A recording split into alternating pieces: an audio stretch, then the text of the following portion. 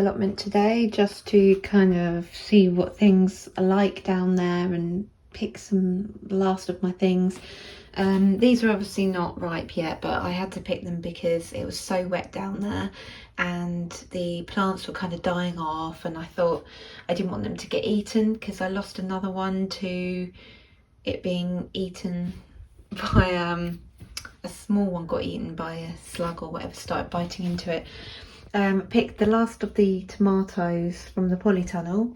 I have just got tomatoes everywhere. I've got tomatoes over here. I've got loads of trays of them in my other room, just to ripen them up really. I did another batch of my pasta sauce the other day, so I'm just trying to kind of use them up and, you know, do what I can before the plants finish, you know. A while ago I grew some little yellow courgettes just to see if they would grow, because I think I started growing them in about August. So these are the very first baby ones that I've actually managed to get, so at least I got something out of them. This is just the last of my courgettes really, so everything's slowed right down now.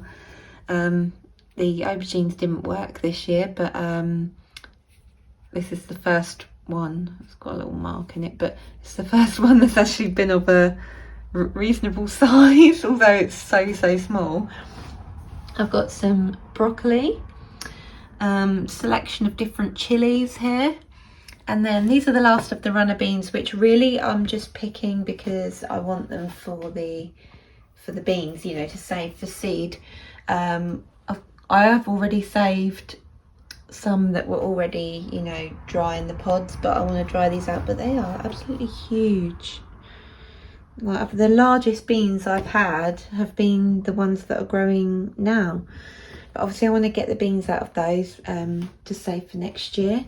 I've got some salad as well here, and then I'll show you what else I have seed wise, which I've been saving from my flowers. Before I do that, look, here's some more of the tomatoes here. Every time they ripen up, I put another load in the fridge. So,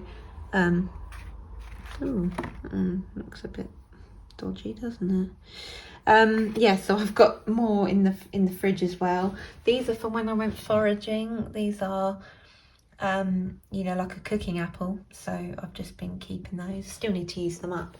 So anyway, this is what we've got from my flowers I've been saving.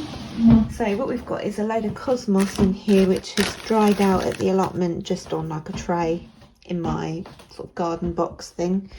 We've got nasturtiums. There's a few runner beans that I just collected today that I've just put in there.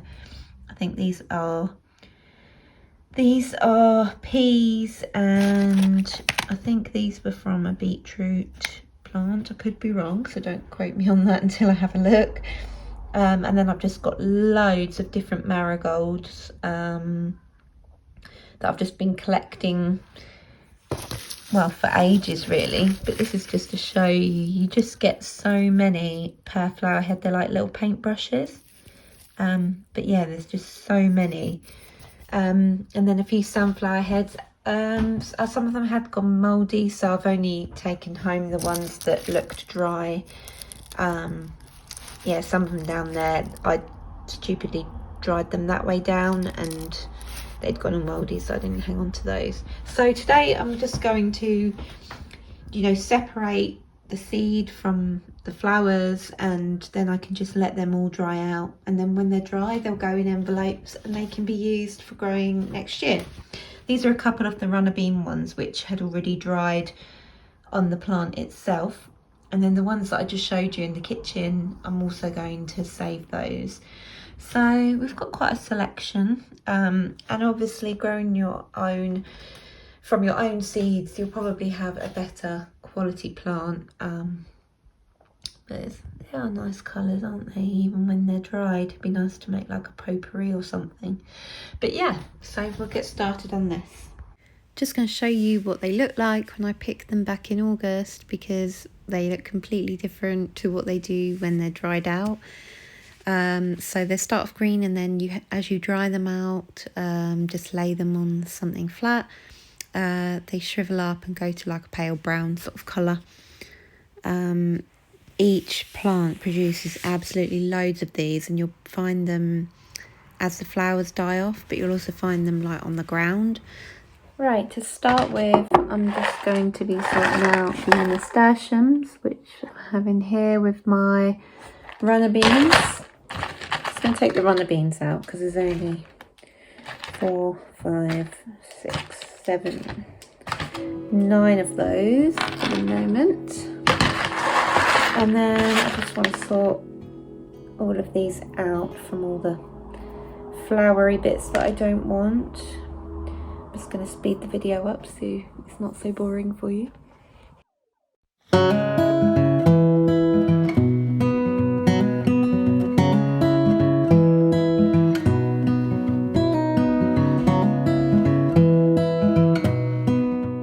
So here are the nasturtium seeds now.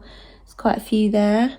I mean, this was only from a few plants, so but there's still quite a lot there. I didn't want too many of them, but now I'm going to move on to these, which I think are the peas, and I think there's a couple of nasturtiums in there and some beetroot as well, so we'll just have a look through those. I just cracked open this pod, show you the dried peas inside, and obviously these are what I can grow for next year.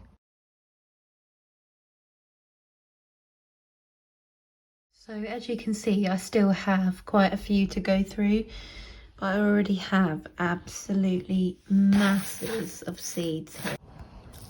So as you start to break parts of the sunflower apart, all of this is just going to come off, and obviously some of it will be seeds, some of it will be parts of the flower, but what we'll do once we've separated it all, you gently blow, and all the light material, which is what we don't want to keep, will blow away. So you kind of need to do this outside really, and then you'll be left with all the little sunflower seeds. Right, with the cosmos, I've literally just put it in the bag, and I've just been shaking the bag because the seeds are really loose when they're dry. From this batch, there are absolutely loads, and obviously some of that's part of the flower. Oh, what's that in there?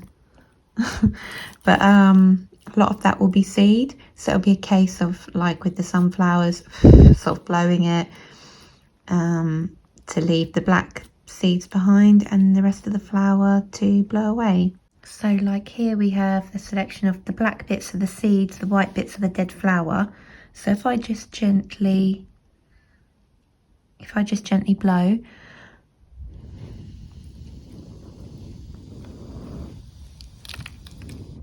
you can see that some of the white stuff blows away, leaving you with the black seed. And my last little beans I've just got out the pod there. I think they're so pretty, beans, the way they have this unusual sort of design on them. I've got a few over here that I've picked out as well. I'm not sure if they've gone a bit mouldy or not. I'll have to wait and see. And then I've got a few peas there. So I've still got quite a lot to do, but it was just to literally show you the process of to getting your own seeds, because it's so important. Well, I hope you find this video useful. I shall leave you with a photo of my pumpkins, which are still ripening at this moment, but it's the first time I've ever grown pumpkins, so I'm quite proud of myself. Anyway, have a great day and thanks for watching.